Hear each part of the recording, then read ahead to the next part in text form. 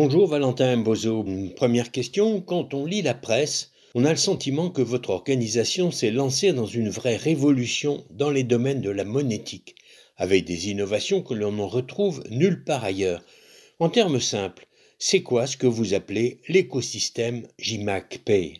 Je ne sais pas si c'est une révolution, mais c'est possible. Le JMAC, qui est l'organisme de la sous-région Afrique centrale, en charge de la mise en œuvre de la monétique et de sa promotion, la monétique interopérable.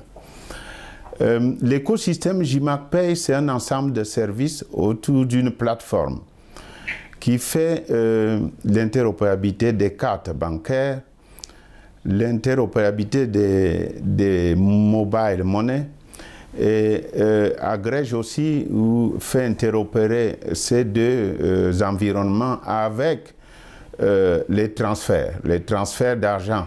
Mais pourquoi avoir intégré également les transferts d'argent venant de l'étranger? Pourquoi des transferts d'argent venant de l'étranger? Parce que le règlement sur le change dans la sous-région désormais est très limite pour tout ce qui est transfert de fonds vers l'étranger, compte tenu de plusieurs aspects économiques, de préservation de la région en termes de fuite des capitaux, d'évasion fiscale, de financement du terrorisme et que sais-je encore, plusieurs mots de blanchiment qui minent les lieux. Est-ce que tout ça n'était pas prématuré quand on sait que le taux de bancarisation ne dépasse pas 15% en Afrique centrale? C'est le taux le plus bas du continent. Pas du tout. Pas du tout. C'est pas prématuré. Bon, si peut-être la carte bancaire était un peu liée à la banque en tant que telle, à la bancarisation, force est de constater que pour ce qui est du mobile, c'est monsieur tout le monde. Le mobile, c'est presque dans certains pays, certains des 6 pays de la CEMAC, 100% d'utilisateurs. Et même voire certains ont plusieurs mobiles. Donc sur ce point, le paiement mobile, la monnaie mobile a vraiment conquis les ménages et les consciences. En 2015, vous avez lancé avec succès votre première grande innovation avec la carte du JMAC. Mais à quoi me sert cette carte si j'ai déjà dans le portefeuille une carte Visa, Mastercard ou American Express? Elles sont en concurrence, non? Bien sûr que oui, c'est des cartes qui sont en concurrence, mais la carte JMAC, en termes de coût, je ne dirais pas qu'elle coûte 3 fois rien, mais c'est tout comme. Donc c'est une carte qui est concurrentielle, au même niveau de sécurité. Pour les 96% des ressortissants de la CEMAC, ils ont un outil qui leur permet de circuler une mobilité extrême, une facilité, une sécurité, parce que transporter du cash comme ils en avaient l'habitude, ça coûte. Et il n'y a pas le change, parce que, attention, quand vous faites des transactions vers nous, avec des cartes internationales dans la zone, des fois les compensations se font en dollars ou en euros et tout cela. Donc voilà des points d'avantage de cette carte. Bon, mais alors ça veut dire que les cartes de crédit qu'on appelle les grandes cartes, Visa, etc., n'ont plus aucun intérêt. Je ne sais pas si je dirais que les grandes cartes n'ont plus d'intérêt, mais je pense quand même que ce qu'elles étaient il y a quelques années a quand même été rogné. Parce que je prendrai seulement la zone Afrique centrale.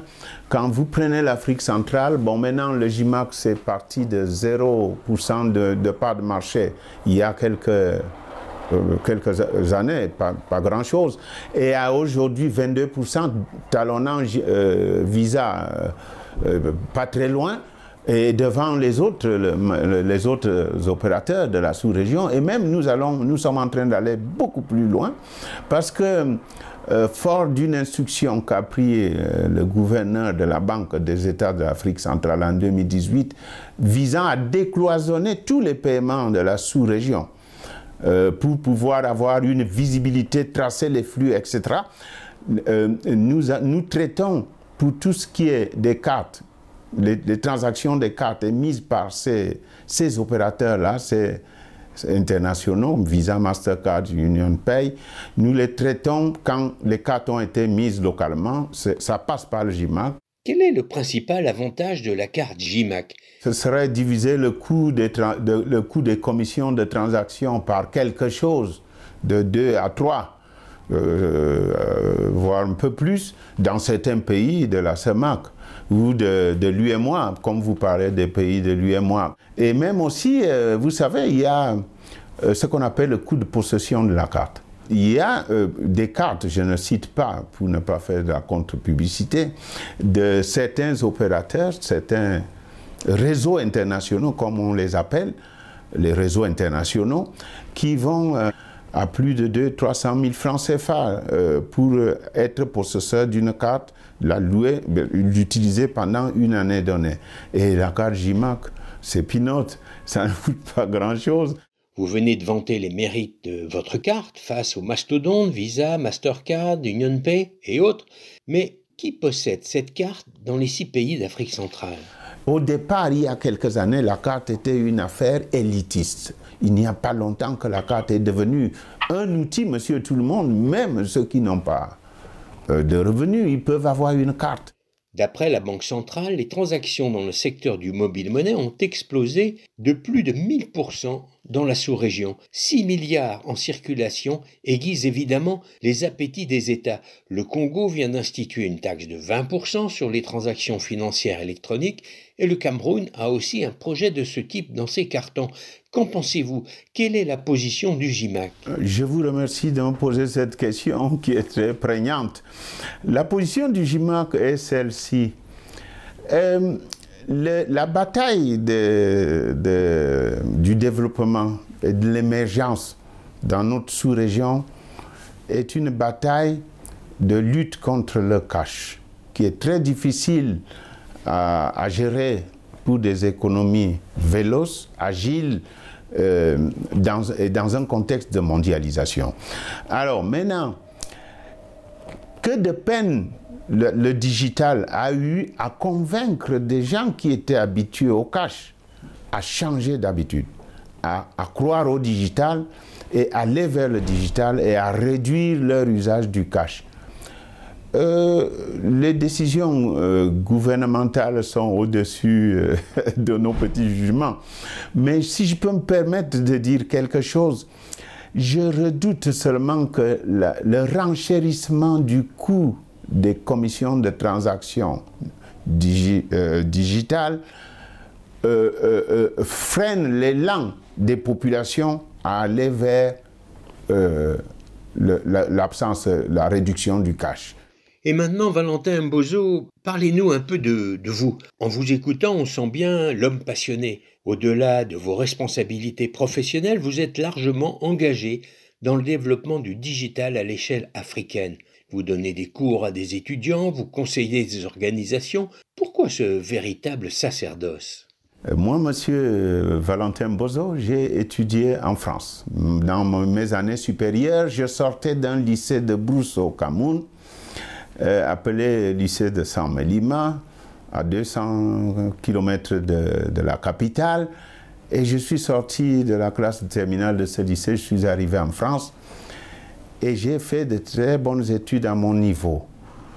J'ai étudié les télécoms à l'Institut national des télécoms à Paris, où l'accès était sur concours très difficile, nous n'étions pas nombreux, j'ai pu faire ça.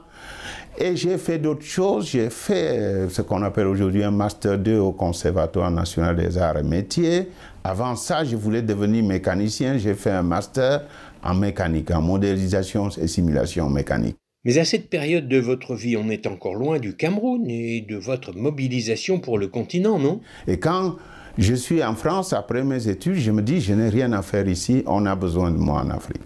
Je suis rentré en Afrique et je me suis dit, mais pourquoi mes camarades qui étaient des camarades de classe fabriquent des avions aujourd'hui, des satellites, ou que sais-je encore, des vaccins, etc. Et moi, l'ingénieur africain, parce que j'ai la peau noire, qu'est-ce que je peux faire? Mais pourquoi avez-vous choisi d'aider les jeunes plutôt que de prendre une place d'ingénieur quand on sait qu'on manque de main-d'œuvre qualifiée en Afrique? Quand j'ai regardé dans mon environnement, j'avais un certain savoir et je me suis dit, je vais les diffuser, les partager même gratuitement, coacher des jeunes, amener les gens. Et ce n'est pas tout. Et mes origines aussi très modestes m'ont montré que l'école, ou le savoir, ou les savoir-faire, c'était des capitaux à n'en plus finir. Comme nous, les Africains, nous n'avons pas beaucoup d'argent, au moins il fallait cela. Et regardez un peu dans les économies du monde qui se portent les meilleurs, bien, c'est là où des gens sont bien formés et ils entreprennent, ils construisent, ils innovent, ils élaborent à chaque instant. Donc je demeure aujourd'hui ouvert à tous les jeunes, à tous ceux qui dans la société africaine veulent entreprendre dans les métiers où j'ai la moindre expertise, même s'ils venaient à m'inviter à intervenir dans leur projet ou leur réalisation bénévolement, je le ferai. C'est pour l'Afrique.